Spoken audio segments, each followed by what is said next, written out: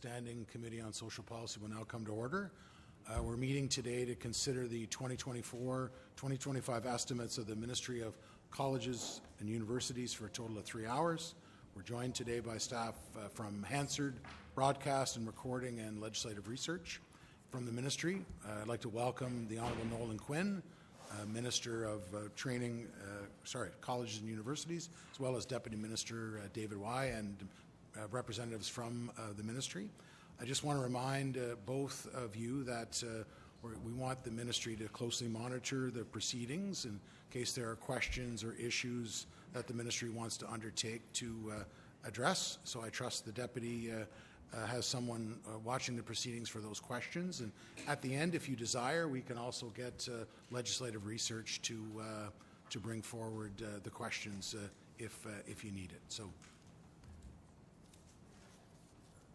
Yes, MPP Fife. Thank you, Chair. Good afternoon. We received notice that this meeting went from 3 to 5, so I know that the clerk is just going to double check that, but okay, thanks. Thank you. Thank you. We'll get back to you. Are there any other questions from members before we start? So I'm now required to call vote 3001, which sets the review process in motion. We're going to begin with a statement of not more than 20 minutes from you, Minister. Your time begins now. You can go forward. Thank you. Thank you, Chair. Good afternoon, everyone. As Ontario's Minister of College and Universities, I'm proud to be here to talk about our government's investments in the post-secondary education sector. Investments that play a critical role in our commitment to better position Ontario's students, colleges, universities, and Indigenous institutes for success. While I'm new at this role, I recognize from my many years as an entrepreneur and as a passionate advocate for bringing convenient healthcare closer to home to all of our communities, that the people of Ontario are the greatest asset that we have. By creating the right conditions for learners to succeed, both during the academic journeys and as they prepare for the workforce, Ontario will have everything it needs to build our economy, safeguard our competitiveness and in critical sectors like advanced manufacturing, AI, and life sciences, and ensure we have the talent we need to increase access to healthcare and to continue to build Ontario. Because when students succeed, Ontario succeeds. As the new Minister of Colleges and Universities, I understand with my own experience as a student is unique to this position because I'm a product of our province's college system, a proud graduate of St. Lawrence College in Cornwall. All in all, my college education gave me everything I needed at that stage in my life. It helped me start my family, start a career, and to buy a home, and also a small business in my community where I grew up. My experience is a pretty common one across our province, but I understand it's pretty unique to my new role. So I look forward to bringing the perspective of a proud college grad to the ministry.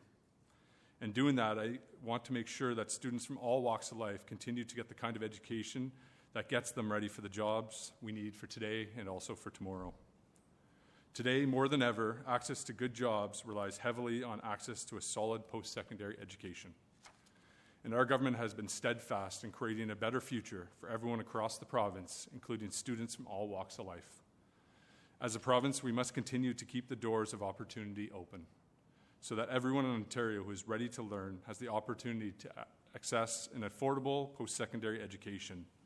I know that during these challenging times, when inflation and the cost of living is forcing Ontarians to make some tough financial decisions, it's never been more important to keep costs down for students and their families. That's why our government is maintaining the current tuition freeze for in-province domestic students for another 3 years. And when we first took office, Ontario had the highest tuition fees in Canada. That's why we took action to put student affordability front and center by cutting tuition by 10% in 2019-2020 and holding the line against future increases. On average, these actions to freeze and cut tuition over the past few years have saved university students roughly $1,600 per year and college students roughly $350 per year. At a time when so much else is so much more expensive, those savings make a huge difference to students and their families as they seek to build their future. At the same time, we recognize that post-secondary institutions also need our support, which is why earlier this year, our government announced a historic investment of nearly $1.3 billion in new funding to support our sector. It's the single biggest investment in post-secondary education in more than a decade.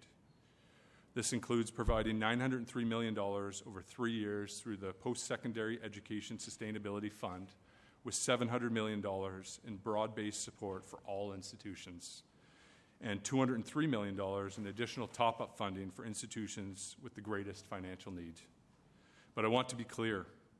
Our approach to ensuring the sector's financial sustainability does not simply include infusing more money into the system, because taxpayer dollars should be spent efficiently while still maintaining the high level of education that students deserve. That's why, to help public colleges and universities operate in an efficient, accountable, and transparent manner, we created the Efficiency and Accountability Fund. This fund will provide institutions with $15 million over the next 3 years to support third-party reviews that will identify actions institutions can take to drive long-term cost savings and positive outcomes for students and the communities that they serve. We want our post-secondary system to remain strong and stable for generations to come. Bolstering an education system will ensure students have the supports they need to prepare for in-demand jobs of today and tomorrow, which in turn will help to build Ontario's economy. And at the end of the day, a strong economy benefits everyone in Ontario. As we continue to help foster economic growth, our government is building on its plan to create an Ontario that the people of this province can be proud of, not only today, but for generations to come.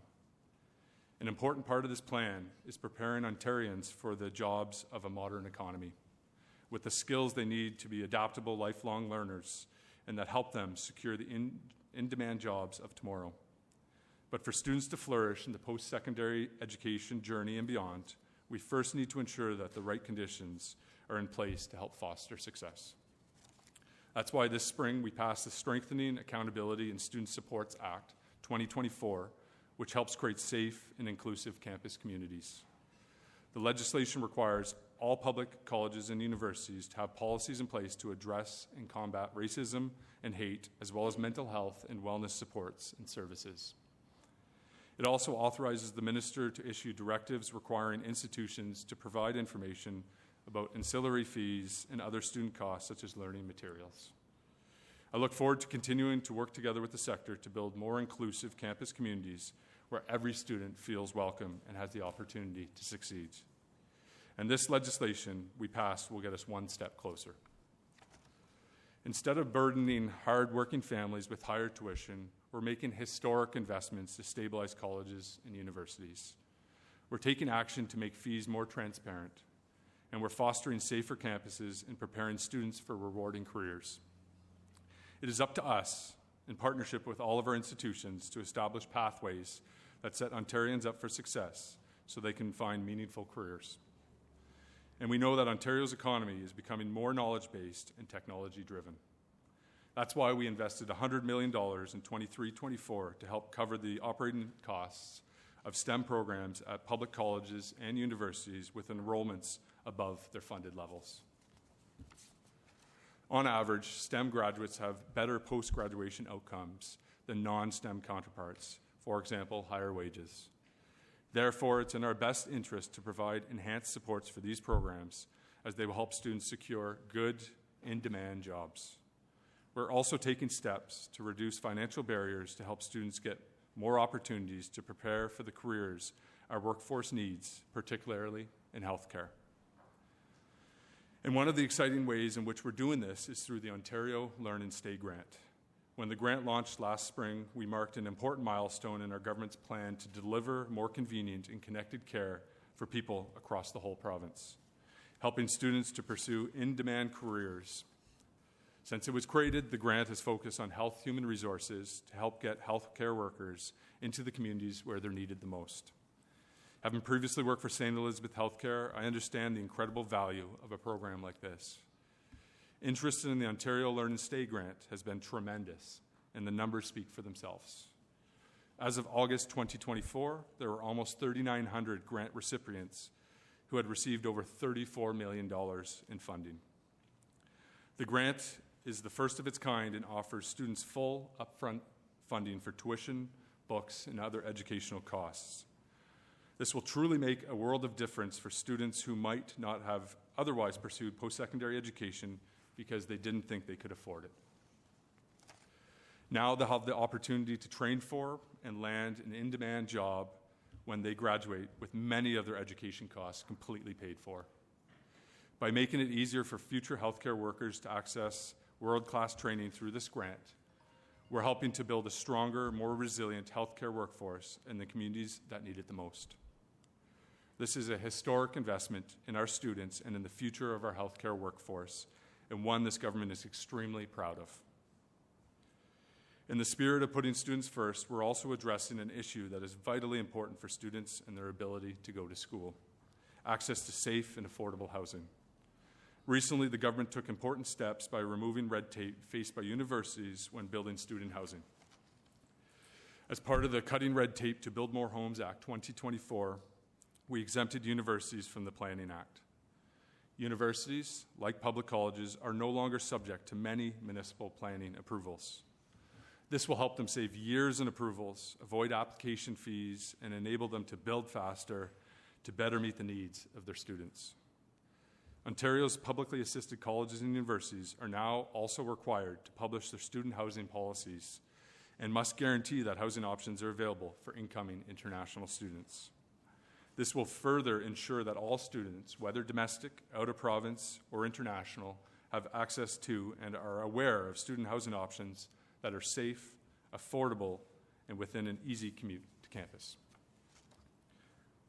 I would be remiss if I didn't take a few minutes to speak on another critical piece of the ministry's work that impacts all Ontarians: research and innovation.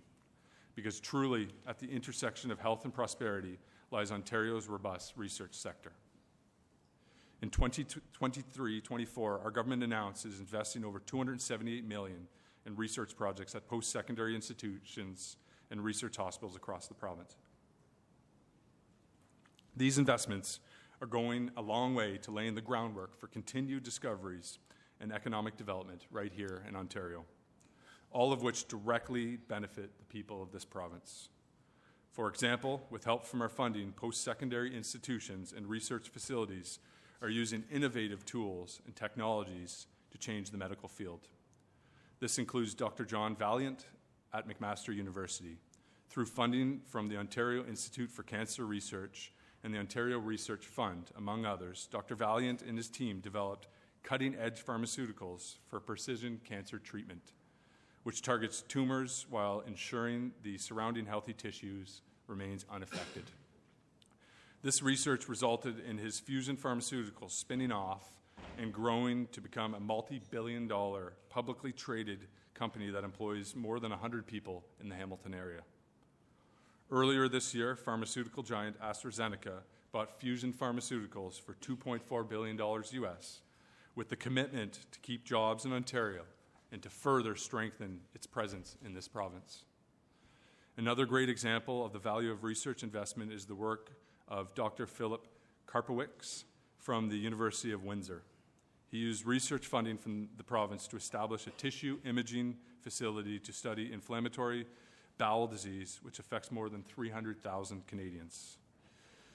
Along with this work, he is also studying colorectal cancer, the second leading cause of cancer death in men and the third in women. His imaging has already shed new light on how poor circadian rhythms can contribute to these diseases, leading to promising avenues for disease prevention and treatment. These are just a couple of the examples of the meaningful research taking place in Ontario. By continuing to make investments in this space, we're providing opportunities for researchers to drive major advancements that benefit Ontario's economy, for students to learn from some of the brightest minds in our province, and for Ontarians to benefit from the incredible inventions and discoveries that can make such tangible differences to all of our lives. While I've covered a lot of actions our government is taking today, at the heart of all of them is a commitment to always put students, their education, and their futures first. There is no greater investment we can make than in the talent and the skills of the next generation. In my days as a small business owner, and in my role connecting communities with healthcare workers and the care they need, and now as an MPP, I see every day how important education and training are to the broader community. We want to help students get more opportunities to prepare for the in-demand careers our workforce needs. The actions we're taking will strengthen the system in a responsible way, supporting both students and post-secondary institutions. We're building on past successes to help students feel safe and supported, and helping our institutions in upholding high standards. I look forward to continuing to work with our institutions, student groups, and other partners to make sure our world-class post-secondary sector continues to support a bright future for all the people of Ontario. Together, we will continue building strong, vibrant communities and create real opportunities in every corner of this province for the people who live here and the businesses that want to invest here. Thank you. I'll pass it over to the Deputy. Thank you, Minister. And good afternoon. My name is David Way, Deputy Minister at the Ministry of Colleges and Universities. Career colleges and Indigenous institutes, colleges and universities located across our province provide students and job seekers with the highest quality education and the latest in training and skills development. Our post-secondary sector is producing the talent and leadership of tomorrow, but it also plays a direct role in moving the province forward today by helping to build a stronger Ontario, fostering a modern economy, and ensuring equitable access to healthcare for all. To ensure that post-secondary education system will remain strong for years to come, the government took vital actions this year to both address the immediate and critical needs of Ontario's institutions and drive long-term cost savings and positive outcomes for students and institutions and their communities. This broad range of measures will offer much-needed stability to the post-secondary sector so it can continue to produce the world-class graduates Ontario is known for. The wealth and prosperity of this province depends on the hard work and contributions of its skilled workforce, and Ontario's workforce depends on the students, researchers, and lifelong learners in our world-class institutions. That's why, as Minister Quinn mentioned, supporting students and helping them succeed will always be our biggest priority. One example of the way we're putting that into action is through applied master's degrees. The government is helping Ontario's institutions develop programs that better meet students' needs and evolve with the labor market in priority industries. This provides students with more pathways to prepare for in-demand jobs, giving them the skills needed to thrive in a rapidly changing economy. Succeeding in this economy means giving workers the opportunity to upgrade and adapt their skills. That's why the government has invested $60 million since 2020 to support Ontario's first micro-credentials strategy. During the first round of Micro-Credentials Challenge Fund, Ontario supported the creation of more than 300 new micro-credentials. That's expected to serve about 6,000 learners. We also invested $5 million through a second round of the Ontario Micro-Credentials Challenge Fund to support post-secondary institutions and working with industry partners. Together, they can co-create and expand rapid training programs that serve labor market needs. This year, Ontario is providing funding for 88 micro-credential projects at post-secondary institutions across the province. One example is Fanshawe College's Manufacturing Fundamentals. This is a program that prepares learners for digital advances in manufacturing. Another is Electrical Vehicle Supply Equipment Upskilling for Electricians program at Mohawk College. That program gives electricians specialized skills to enter the booming electric vehicle industry. I'm proud of the part our ministry is playing in projects that will give learners the skills needed to contribute to Ontario's modern economy. Another way we're helping to ensure Ontario has the workers we need for the future is our work to help post-secondary institutions train more healthcare professionals than ever before. In fact, the government is rolling out the largest expansion of medical education in over 10 years. This expansion includes all 6 medical schools across Ontario. And by 2028, it will bring the total number of undergraduate seats to just over 1,200 and postgraduate training seats to more than 1,600. In addition to expanding medical enrollment, the government is also supporting new medical schools in growing communities. This year, Ontario announced an investment of $9 million to begin the design of York University's new medical school. This is the first medical school in Canada to be focused on training primary care doctors. The province also continues to support Toronto Metropolitan University's new medical school in Brampton, set to open next summer. Ontario's commitment to healthcare doesn't stop with doctors. The ministry is also investing in nursing education with $128 million over the next 3 years to support additional enrollment in college and university nursing programs. This investment will create 2,000 Bachelor of Science in Nursing and 1,000 practical nursing program spaces. With these investments into medical and nursing education, we're building a stronger, healthier, and more prosperous Ontario. The success of Ontario's post-secondary initiatives, be it applied programs, medical education, or research breakthroughs, all depend on the success and sustainability of our institutions. It's important to recognize that the Deputy, supports... you have 1 minute remaining. It's important that the supports we put in place for our students to learn and successfully transition to the course are only as useful as the strength of the Ontario's post-secondary systems as a whole. We know that post-secondary institutions were hit hard during the pandemic and continue to navigate increasing costs. That's why, as Minister Quinn mentioned, the government is continuing to focus on efficiency, accountability, and financial sustainability in our world-class post-secondary institution. In addition to the Post-Secondary Education and Sustainability Fund and the Efficiency and Accountability Fund, in 23-24, Ontario also implemented the new University Financial Accountability Framework. All these actions Minister Quinn and I touched on make it clear the government is fostering success for institutions, students, and employers all over this province.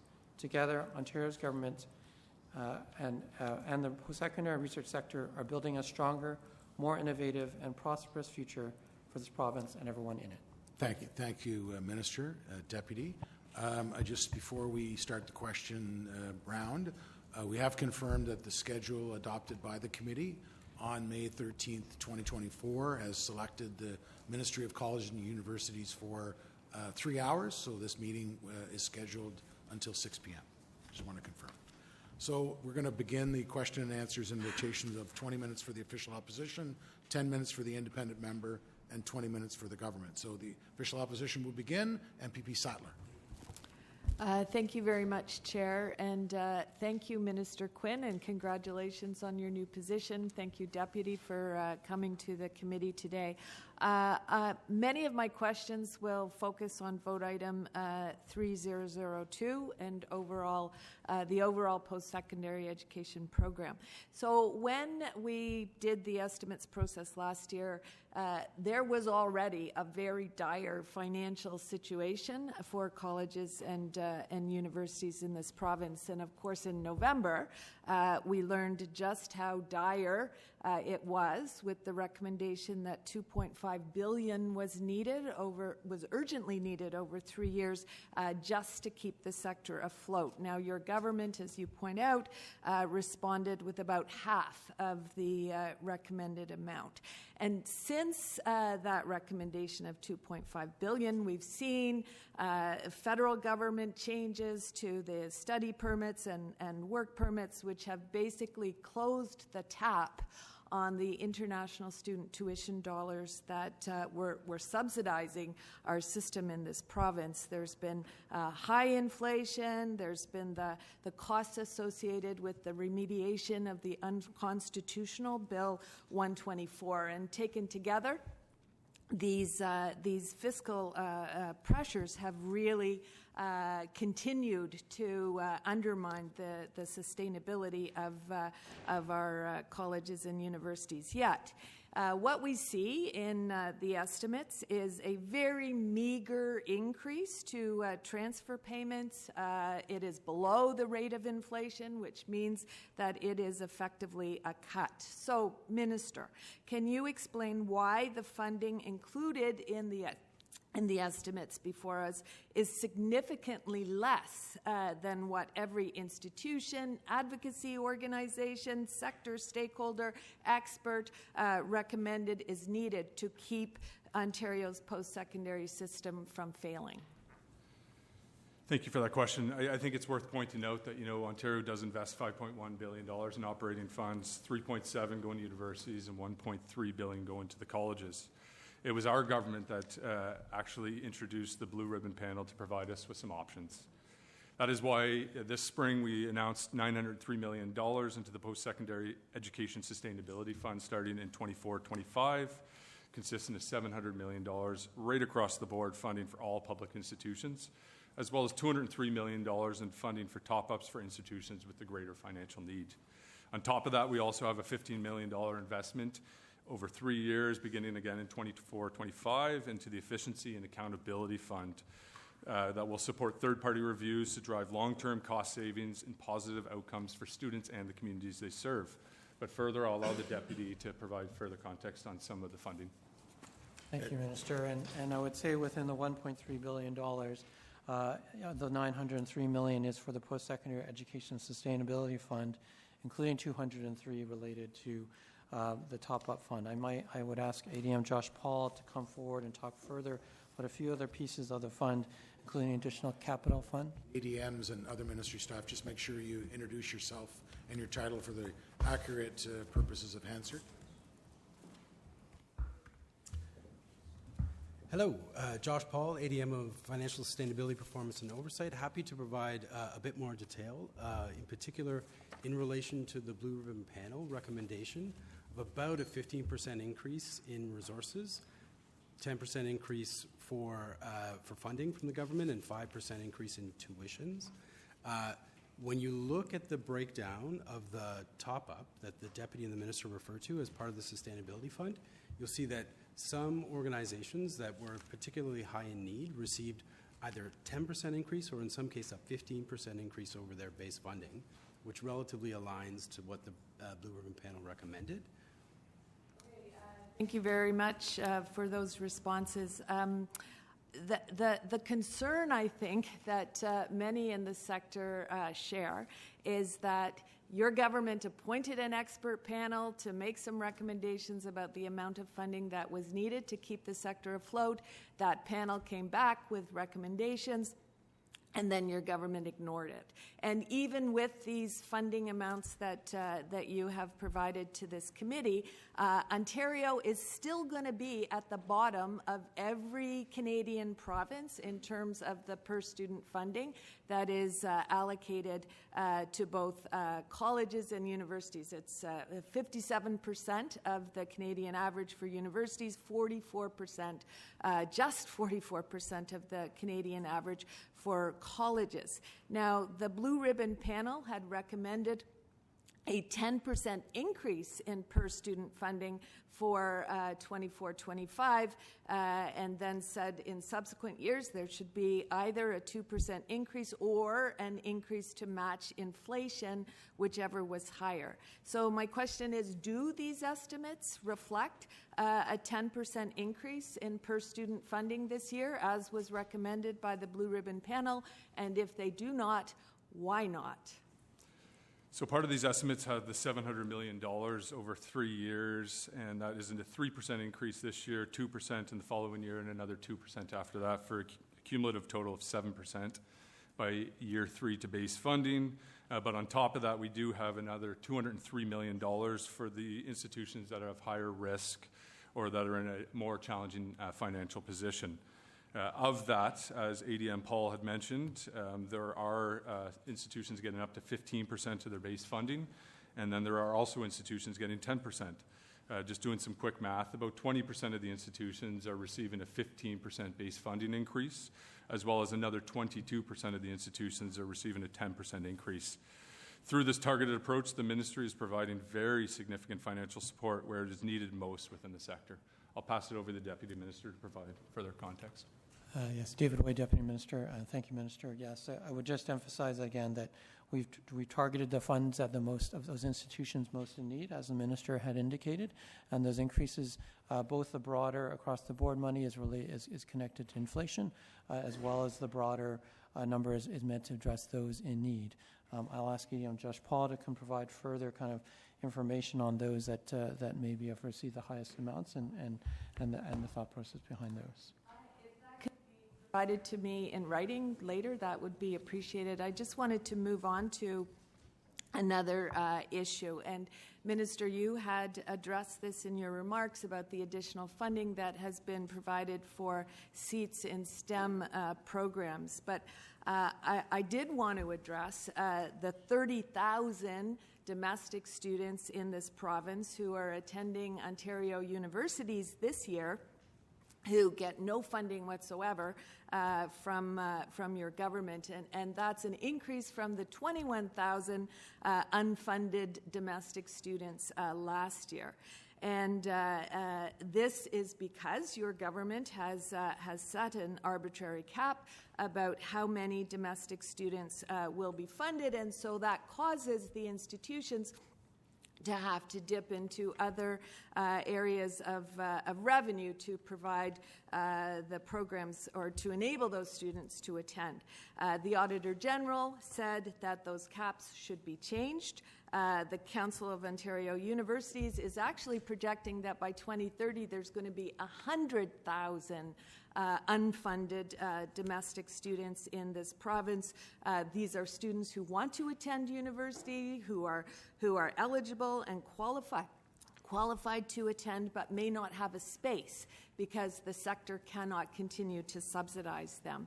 So my question is, why is your government maintaining these caps on domestic student enrollment that prevent Ontario students who are accepted into college or university from being able to attend? Thank you. So obviously, when we're speaking about corridor funding, the government is ensuring that Ontario's publicly assisted colleges and universities have a clear mandate that's focused on driving accountability and sector sustainability through measurable results and positive outcomes for post-secondary students and communities, also known as SMA 3, which is the third iteration of the agreement. And we're currently involved in about to start touring the province to be able to start on SMA 4, which will take us from 2025 until 2030, but I'll pass it over to the Deputy Minister to provide further context. Thank you, Minister. David Way, Deputy Minister.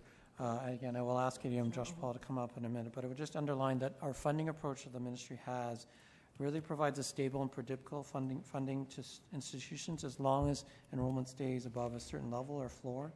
This means there may be some growth at some institutions above the funded level. At the same time, there may be some that are below that level. And so the model provides some flexibility for institutions to shift their program mix to best meet student and labor market demand. Obviously, things have changed since the release of the Blue Ribbon Panel's report. And as the Minister had indicated, we're about to undergo a negotiated discussion with institutions around Strategic Mandate Agreements 4. And I'll ask ADM Josh Paul to talk further about that. Thank you, Deputy. Josh Paul, ADM of Financial Sustainability, Performance and Oversight. I think the comments from the Minister and the Deputy cover most.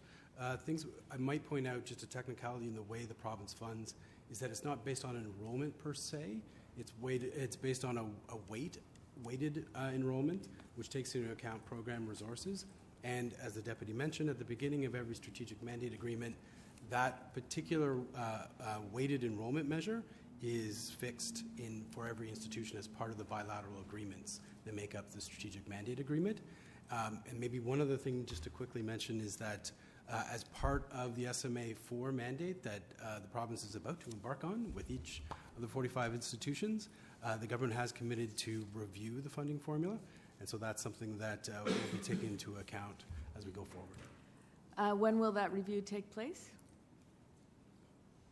The Deputy Minister. David Way, Deputy Minister. We are starting those discussions. We've issued some initial kind of memos and starting those discussions shortly. Okay, I want to turn to OSAP now, vote item 3002-1.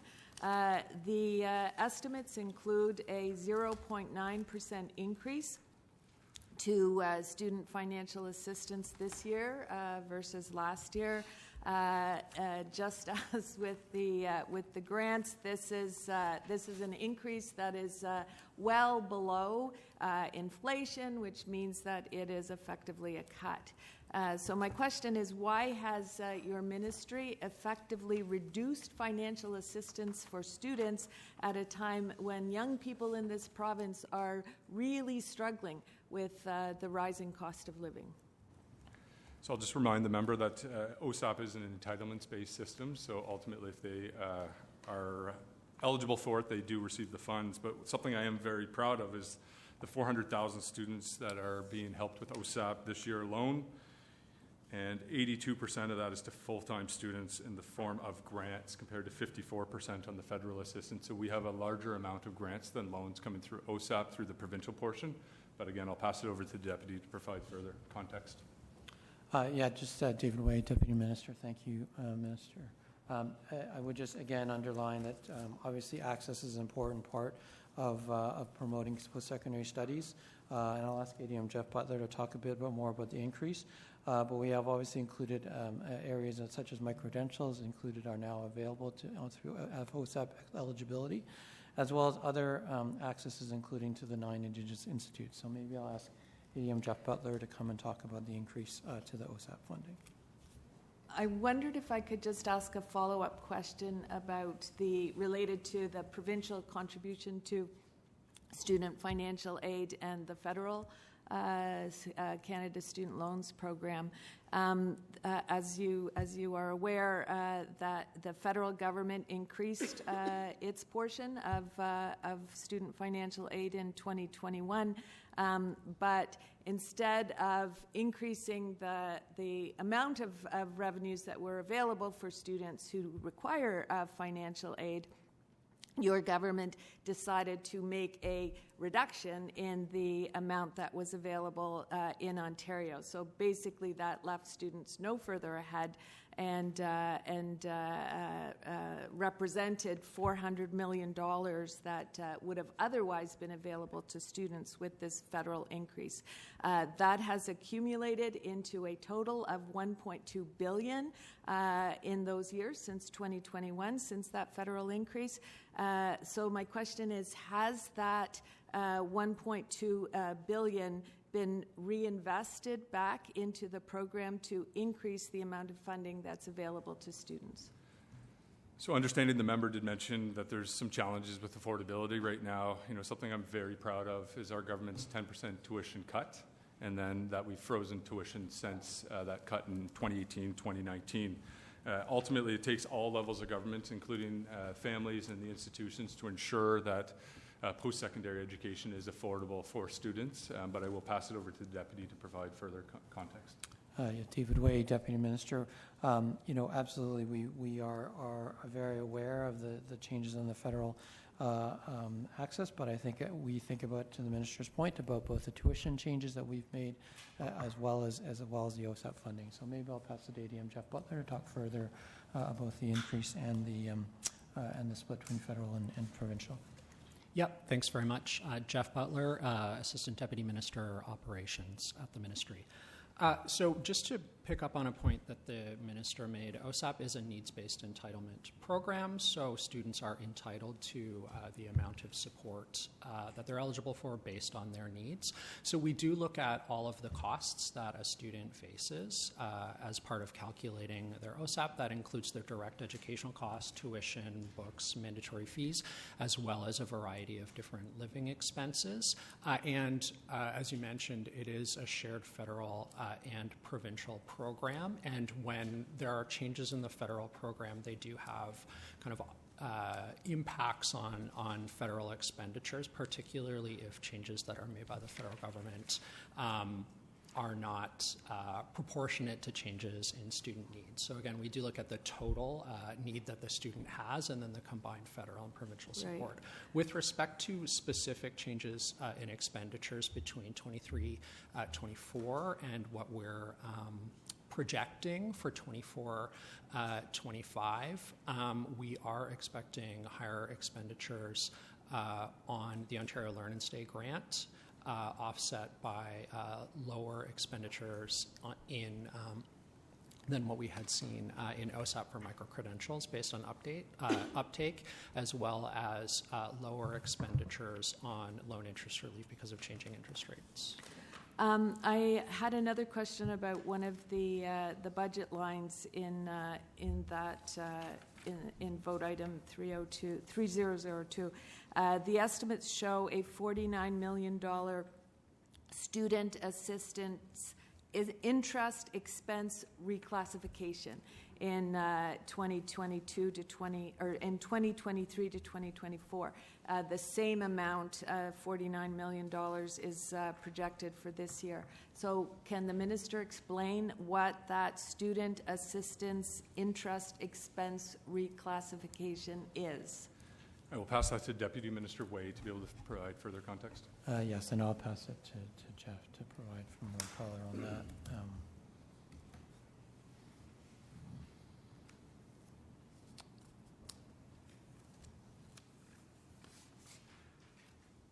Yeah, apologies. I'll have to take that question back. There are sometimes accounting changes made to the classification of interest by Ministry of Finance, so I'll have to take that question back. Okay. I now want to. How much time do we have? You have 2 minutes. Oh, perfect. I now want to ask some questions related to capital expenses. So, vote item 3002-3. So I had asked the minister last year what the accumulated backlog was in deferred maintenance at colleges and universities, and she told us that there was $6.3 billion. Can you tell me what the current deferred maintenance backlog is at Ontario's universities, colleges, and Indigenous institutes? I'll pass that to the Deputy Minister to provide that number. I'll ask Josh Paul to come forward and talk about the backlog further. We do share, I would say we do share the responsibility for capital investment. You've got about 1 minute left in this round. Capital investment. But in terms of, but it is generally, capital investments are for institutions to take care of their administrative matters, including capital investments. I'll pass it to you, Josh Paul. Josh Paul, ADM Financial Sustainability, Performance and Oversight. We don't have any. I don't have any up-to-date information about the backlog at hand, but I understand it's roughly in the same ballpark as what the Blue Ribbon panel cited. Okay, so that was $6.3 billion last year. There was $167 million announced over 3 years toward capital repairs and equipment. So at that kind of a pace, when do you expect the deferred maintenance backlog to be cleared? Well, I think it's important to note, since 2010, the Ontario government has invested $4.2 billion into the total capital grants. And as the Deputy Minister did mention, the publicly assisted colleges and universities are... Thank you, Minister. That ends the first round for the official opposition. We'll now do a 10-minute round of questions for the independent member. MPP Clancy, you can begin. Thank you. I did also want to congratulate you on your new role, Minister, Honorable. They'll call you Honorable from now on. No more dishonorable. I'm just kidding. And I do know that the sector appreciates the $903 million that was announced in the spring. In my community, there are 3 very different institutions. One that relied more heavily on international students that has a surplus. One that didn't rely as much on it that has a massive deficit. And I think that tells a big story about the recent years in the sector. And we have a regional university that I think is finding its way to compete in this context. My question is, you know, the number that I have is that there are 10 universities alone that will have $175 million in deficits this year and $273 million in deficits next year. And I know one of our locals has $75 million deficit. What is your approach to these universities that are struggling? I think it's stressful times, and they're one of our best.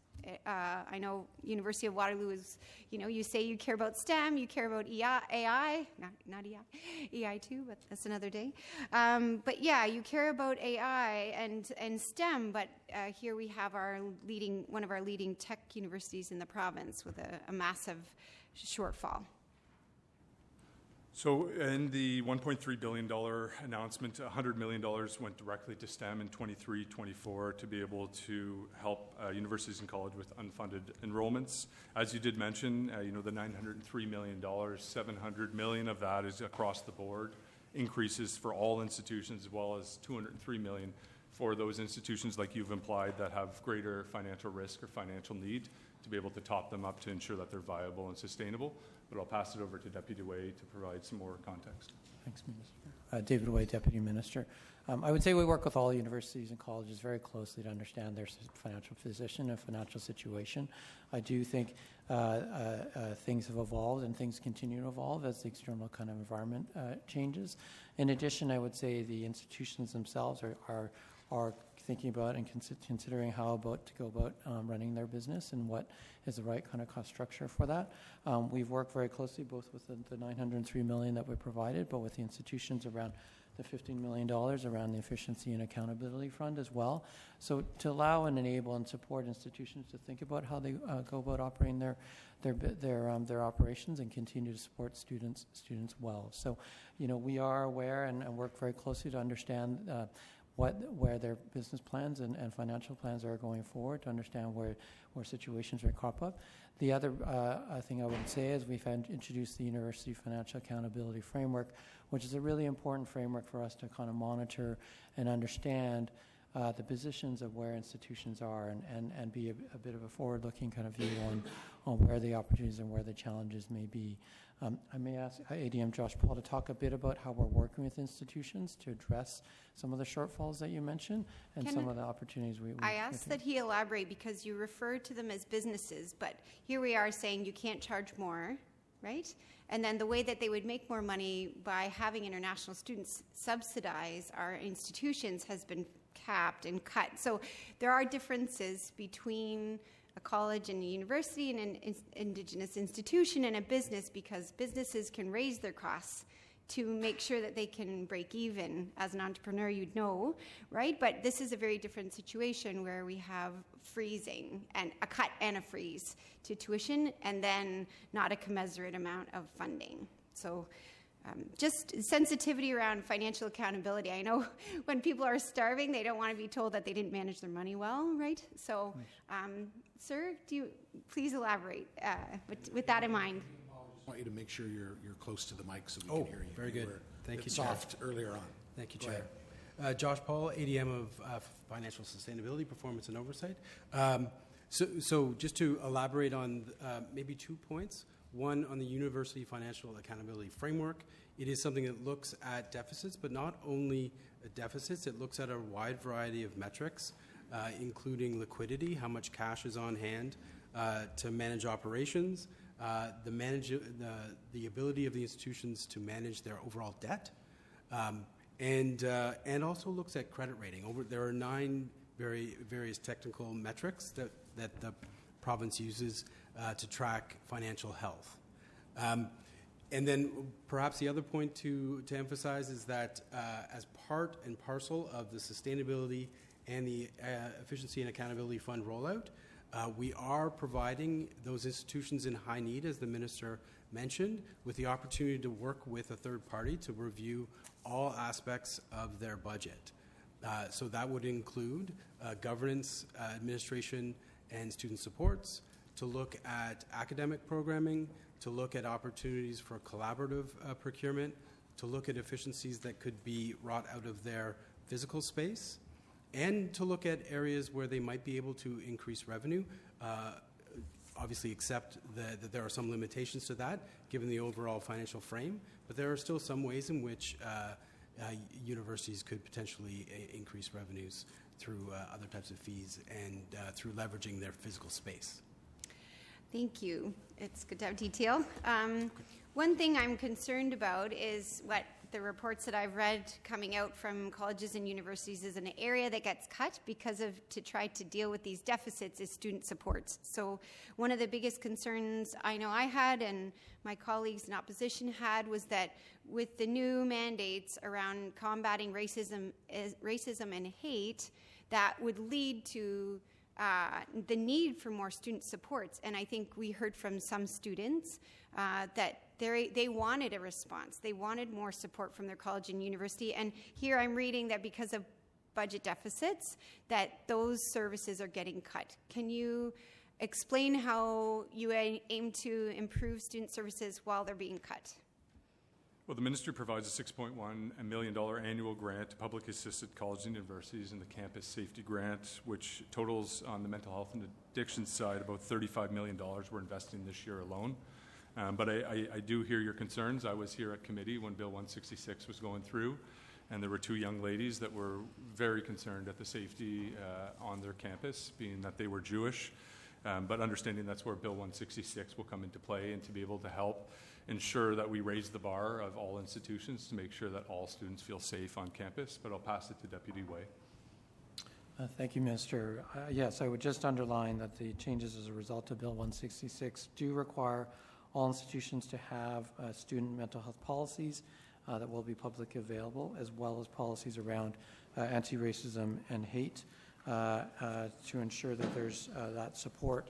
As the Minister kind of articulated, that we do both have the $6.1 million for the Campus Safety Grant, but in addition, in 24 and 25, we are funding $35.6 million in mental health supports as well to provide institutions with the support they need to provide individual students at their campuses. I'll ask ADM Zoe Craker to come talk more about the mental health supports to ensure the students are being supported properly.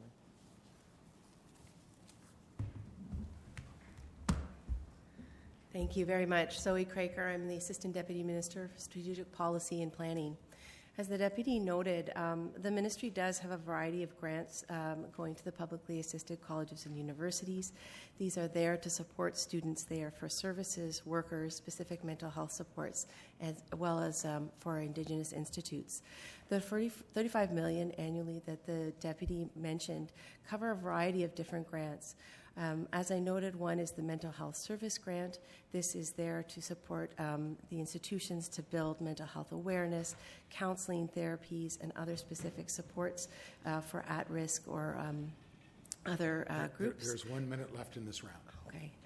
There's the Mental Health Worker Grant that supports the institutions to have workers on hand to support mental health services. There is also support that goes into things like Good to Talk or Get Ahead. Good to Talk is an online, a phone service that provides mental health supports. Get Ahead is there to provide online services as well. I guess I'd just give one suggestion is that I'm finding that with folks in trying to hire and retain staff, grants really are going to fall short to getting really well-trained individuals to come and then stay, because I know as a social worker, as I was, people want permanent full-time. So I hope that you can consider that in the funding model going forward. Thank you. Thank you, MPP Clancy. We'll now move to the government's first 20-minute round. MPP Pierre. Thank you, Chair, and thank you, Minister, for your remarks earlier today. I wanted to ask you a question around investments in research. So I listened to some of the comments in your remarks and was thinking back about our government's investment into infrastructure and refreshing the Ontario's advanced research computing systems, and what that means not only in terms of the programming that we deliver in colleges and universities, but also in terms of our economy. And so we know that advancements in the fields of computing, AI, and the life sciences, amongst many others, are occurring at a rapid pace, not just here in Ontario, but and across Canada, but really around the world. And in order for Ontario to remain competitive in the global economy, we need to make sure that our post-secondary institutions and research institutes have the resources they need to continue producing the highly skilled workers to make those discoveries that drive so much of our economy. And we're hearing more and more about that, those types of investments here in the province of Ontario. So I'm hoping you can tell us a little bit more about the steps our government is taking to ensure that these types of tools, or the types of tools that are available to students and researchers, so that we remain at the cutting edge of technology. Thank you, MPP Pierre, for that question. Although I've only been at the Ministry of Colleges and Universities a very short time, through briefings and tours I've had the opportunity to participate in over the last few weeks, I'm really impressed by the incredible work that's being done in our research community. Ontario is home to some of the best and brightest minds in the world, and it's one of the reasons why our province is one of the top jurisdictions globally when it comes to research and innovation. The research sector is a key source of innovation and commercialization in the province, making it one of the leading contributors to Ontario's global competitiveness and productivity. Having world-class talent is critical to competing and thriving in today's global economy, and to the advancement of technologies and practices within education, health, and business. However, we know that our researchers cannot do it alone. To ensure Ontario stays at the forefront of innovation, we need to regularly update research laboratories with the latest equipment and technology. That's why funding from the government at all levels is so important. And it's one of the reasons why we've made strategic investments to support Ontario's publicly assisted universities, colleges, and research institutes, as well as academic hospitals. One of the key ways we're doing so is through the province's 3 competitive research funding programs: the Ontario Research Fund, Research Excellence, the Ontario Research Fund, Research Infrastructure, as well as the Early Researchers Awards. In 23-24, the ministry announced multi-year investments of $48 million in the Ontario Research Fund Research Excellence Program, which promotes research excellence by supporting leading-edge, transformative, and international significant research of high strategic value in Ontario. To really understand the incredible work of this program, we need to go back and look at what the researchers have accomplished with this funding in the past, as it takes a few years to truly show tangible results. A great example is a research project that is being led by Dr. Aaron Fenster at Western University in London, Ontario. He received a grant of over $2.6 million from this program in 2020. Dr. Fenster and his team at Western and Lawson Health Research Institute were able to create a new system that uses ultrasound to construct 3D images that could make the treatment of liver cancer more accurate. Under this new system, thermal ablation, which uses heat to destroy the cancerous tumor, is used as an alternative to surgery.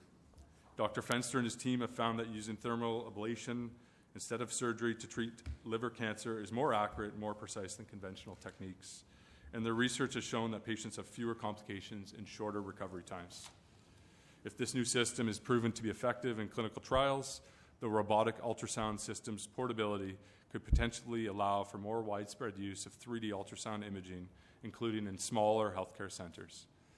Based on Dr. Fenster's research, this new system can reduce imaging wait times and could lead to better outcomes for patients with liver cancer. It's healthcare advancements like this that can truly make a difference for Ontarians living in smaller and rural communities. I'll now move on to the province's 2nd competitive research program, the Ontario Research Fund Research Infrastructure. This program helps ensure that the province's research infrastructure continues to be competitive so that we can engage in global research and development. In 23-24, I'm pleased to say that the ministry announced multi-year investments of $223 million into this program. Importantly, for those researchers that received funding through this program, the vast majority were also able to leverage matching federal funding through the Canada Foundation for Innovation. A great example of how this type of funding has been used in the past is a recent research project that has been led by Dr. Burke Kentarki at the University of Ottawa, thanks to a grant of nearly $300,000 from this program in 2020. Dr. Kentarki and his team were able to establish the Smart Connected Vehicle Innovation Centre at the University of Ottawa's Canada North campus, which is located in the heart of Canada's largest technology park. Since the centre was established in 2021, it has had made notable achievements, such as facilitating numerous research and development collaborations, partnering with 18 research partners, and generating 6 patents. Due to these industry partnerships, the centre was able to pioneer advancements into 6G and artificial intelligence, and develop seamless and secure communication systems for smart vehicles. Centres like this are the key to ensuring Ontario remains at the forefront of innovation and continues to make advancements in new technologies such as self-driving cars, robotics, and AI. And our 3rd competitive research program, the Early Researcher Awards, is one of the ways Ontario is driving innovation across the province, helping early career researchers to build on research teams, and improving Ontario's ability to attract and retain the best and brightest talent in a variety of disciplines. In 23-24, the ministry announced multi-year investments of $7.4 million into this program. A great example of the incredible impact of this program can be seen through a recent research project that was led by Dr. Joanne Arcand at the Ontario Tech University in Oshawa, Ontario. Thanks to a $140,000 grant from this program in 2018, Dr. Arcand's research has significantly advanced the care of individuals with hypertension by developing new e-health interventions that help reduce dietary sodium intake. These new interventions have not only improved the health of these individuals, but they've also enhanced patient care and minimized healthcare costs associated with hypertension management. Thanks to this research grant, Dr. Arcand and her team were also involved in national and international research projects that were aimed at reducing the amounts of sodium in packaged foods in Canada and the Americas to make them healthier for millions of people. These success stories are just a few examples of the far-reaching impact of the impressive work being done by researchers across our province. When we look at the 23-24 fiscal year, our government announced a $278 million investment through these 3 core programs in support of over 400 research projects. And importantly, these projects are supporting multiple provincial priorities, including Ontario's Life Sciences Strategy, the Critical Mineral Strategy, a Made in Ontario Environment Plan, an Advanced Manufacturing Strategy, and a Driving Prosperity, the future of Ontario's automotive sector. And frankly, it's hard to argue with the numbers when it comes to return on investment. Since 2018, Ontario has invested $740 million in more than 1,300 research projects through these 3 research programs. Projects that have leveraged more than $1.18 billion in funding from federal and third-party contributions. Our research program investments have also supported the creation of more than 120,000 training opportunities for researchers and students across the province. Moreover, they've contributed to more than 40,000 publications that were cited more than 500,000 times. It also supported 421 grants being granted, patents being granted, and helped create 76 spin-off companies, resulting in close to 600 new jobs. These numbers not only show that our province's research sector is a key source of innovation and commercialization in the province, but it's also a leading contributor to Ontario's global competitiveness and productivity. Our province's long-term economic growth and so much more is included. In addition to these competitive research programs, our government also supports groundbreaking work at leading research institutes across the province. In 23-24, Ontario invested almost $125 million to support 10 leading research institutes, including the Ontario Institute for Cancer Research, the Ontario Brain Institute, the Perimeter Institute, the Centre for Aging and Brain Health Innovation, Ontario Genomics, the Fields Institute, Clinical Trials Ontario, Compute Ontario, Snow Lab, and the Vector Institute. These institutes each have a unique mandate, and many are internationally recognized centers of excellence. Collectively, they carry out research of strategic importance to the province. They support research collaborations and focus on building talent and commercialization. A great example of the incredible impact of our research institutes can be seen if we look at the Ontario Brain Institute, or OBI for short. If you can recall, in 2023, our government's provincial budget announced a $5 million investment over 3 years for OBI's new Centre for Analytics.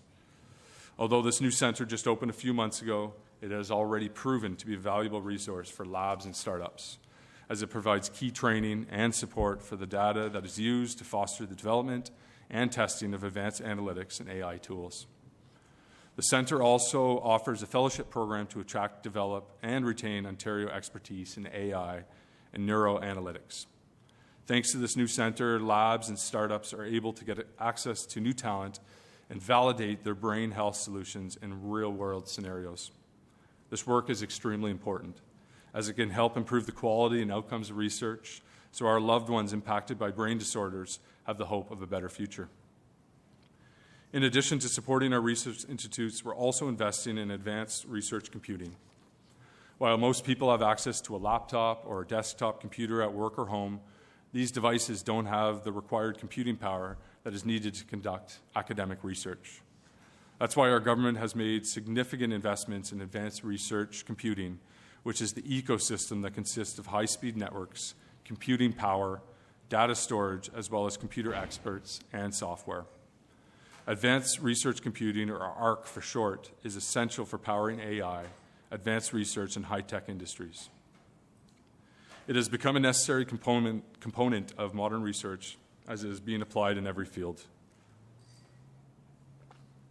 Arc-based research fuels profitable academic industry joint ventures, innovative tech startups, and the transformation of sectors such as mining and manufacturing, creating significant economic benefit and building and attracting expert talent to the province. Ontario's shared ARC systems consist of two main national platforms, the Graham supercomputer located at the University of Waterloo and the Niagara supercomputer located at the University of Toronto. While these supercomputers are distributed across these institutions, they function as one of the integrated shared system that researchers across the province can access. These ARC systems are used annually by more than 6,000 Ontario-based researchers and 4,000 trainees as well, which includes undergraduate and graduate students and postdoctoral fellows from 46 academic organizations in Ontario. Due to the importance of these ARC systems, over the next 3 years, our government is investing an additional $18 million to support ongoing operation and maintenance of these systems. This is on top of the $47.4 million we're investing in the infrastructure refresh of the aging ARC systems at the University of Toronto and the University of Waterloo. Through these investments, we're ensuring that these ARC systems can continue to play a pivotal role in meeting the growing computational needs for research in fields such as AI and the life sciences for years to come. Ontario's research programs and institutions are recognized globally for having a reputation of excellence, and we owe it to students to do everything we can to uphold that reputation. And I think it's clear, based on the information I've shared, that our government's significant ongoing investments in research are critical to the strength of this province. We need to ensure that our post-secondary institutions and research institutes have the resources and tools they need to continue producing the highly skilled workers and discoveries that drive much of our economy. Through our investments in research and ARC, our research community has access to state-of-the-art labs, technology, and equipment.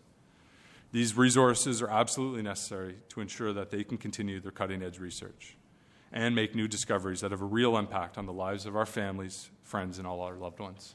Thank you.